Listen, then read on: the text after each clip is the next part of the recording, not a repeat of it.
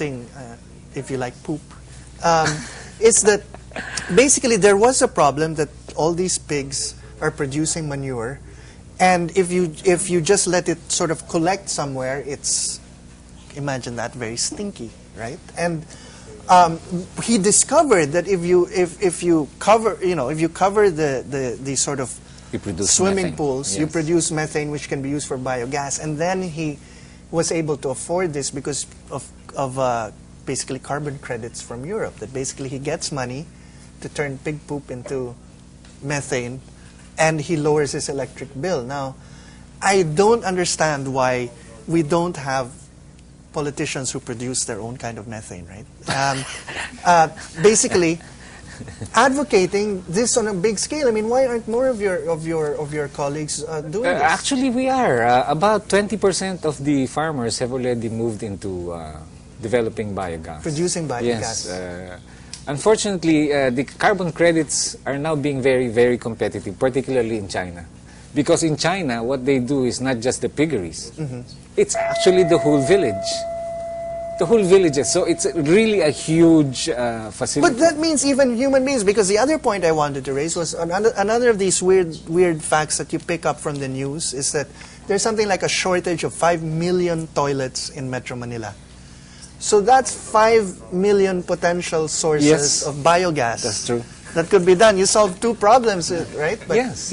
okay, so you guys are looking at it Yes. as an In as fact, an there are industry. more than about, maybe I could name about 10 or 20 farms already doing biogas systems. Because, you know, this article was amazing. It says that he makes $12,000. No, sorry, he saves $48,000 a year in electricity costs, and then he gets $12,000 a year from the Europeans. It's an amazing amount of money. So it is being pursued. It is. In fact, we're more than that. You see, we have now to compete with China as far as the carbon credits are concerned, because China is doing it in a huge manner. So the investors would, a farm can only produce so much, 2 million, 3 million cubic meters of methane. But can you imagine China doing it in the village? Yeah. Then you cannot compare. Okay. A village in China would be something like 100,000 people. So It's about the size of a barangay. Yes. Yeah. Now we have a question here from Natalie. Natalie? Okay. With regards to the poop talk, how do hog raisers deal with managing the waste here? What do they do? What's the process done in the Philippines? Okay. We have what we call a biogas digester.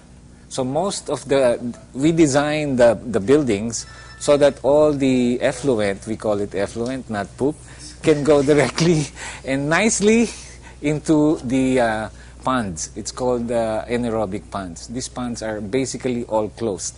It's like a swimming pool with a cover. Yeah. And it's about, normally it should be about 3 meters in depth. It's very deep.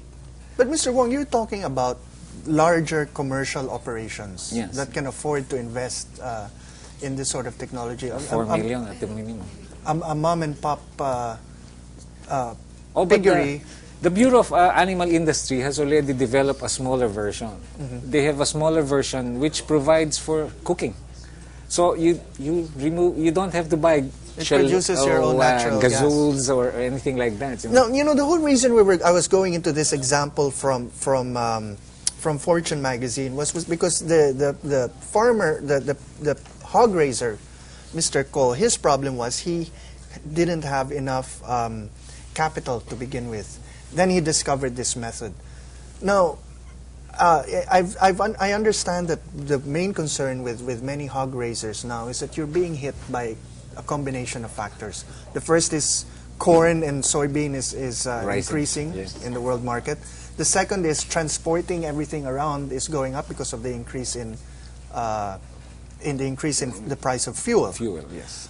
Add to this, now, correct me if I'm wrong, the Department of Agriculture has responded by saying that they're offering you subsidy for feed expenses and that sort of thing. But then there were other hog raisers who were complaining that a few years ago, the government pursued a similar plan, but no one was able to avail of it because they didn't realize it. So, you know, get us to the bottom of all this information. Where's your industry now in the face of this double whammy? Still bullish. But even then, you know, in 1995, when we entered the World Trade Organization, they came up with this Republic Act 8435, or the Agricultural and Fisheries Modernization Act. It ended in the year 2004. It's not exactly very modern yet, so they extended it. Unfortunately, they came up with very good implementing rules. It's called the Executive Order 376. It will require a ton of paper to get exempted for 3%. Prior to 2004, the exemption is meant to the 3% zero tariff of what? on the imports of inputs. Inputs being Soya, corn, your breeder animals, your vaccines, your we use a lot of skim milk, you know, to lessen the fat for everybody. So because nowadays consumers are very picky. If it is fatty in the markets, they don't buy it. You have to be a lean. So those are a lot of inputs, and that I would say is about 30 or 40% of the cost. Even you will notice that the AFMA before 1995 to 2004, spades, pala, and all agricultural inputs were a lot cheaper. Now they're a lot expensive. Why? Because they're now being taxed. And these taxes were supposed to be free. You know? I mean, we're supposed to bring in agricultural inputs, improve our technology. In other words, learn how to fish, rather than the government giving us the fish. So that's what we were trying to do. But then there came the fiscal problem in 2004. So they basically gave us an incentive. It's just like a candy, but they can only show you the candy. You cannot avail of the candy. That's because there's really a need for a ton of documentation. So what is your alternative? I mean, everyone is always saying it's very easy to complain, but what is your solution to this problem? The government can say, look, we're offering you incentives, and then your complaint is, but we have to file a stack of papers. Yes, that's exactly why pork is expensive. Simply because it was not developed. If there were more producers, there were more farmers, there were more pigs, then you'd have more pork. But if you levy a lot of taxes on technology, on feeds, then you get less investors in the area. You don't invite people to invest.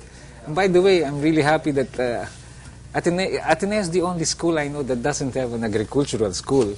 Hopefully they can really come up with it, because honestly, there are no people, or less people are investing in it. But how do you secure your food? How do you secure your future without food? I think it is necessary for us to develop our own niche, our own market. Let's start with this basic fact. 78 pesos per kilo farm gate price of hogs last December. Yes. Now it's 90. 100. Okay, 100. And going up. Yes. Do you expect it? The world, and this is part of a larger trend, because the World Bank is saying prices are just going to keep going up until 2015 throughout the world in terms of food. So going back to the main problems we identified, which was the price of feeds, the price of fuel. Government was saying they can offer you that you should be able to avail of a 3% basically zero taxes on what you're bringing in. What is your alternative? Right now, we feel that it has to go down to zero. Our inputs has to go to zero. Why? Because our counterparts in Vietnam, they're improving a lot, because they allow importations of raw materials at zero tariff. Okay, so you're not asking for anything that other hog raisers in other parts of our world aren't enjoying. Yes. We're just asking for. We're not asking for subsidies. In fact, we're willing to do away with subsidies. Exemption from tariff duties is not exactly subsidies, because, you know, as you were saying earlier, corn in Mindanao, when you bring it to Manila, is more expensive because of the transport than buying from Thailand. All we're asking for is allow the trade to come in, right? If it's cheaper in Thailand, then I think we should have a chance to buy from Thailand.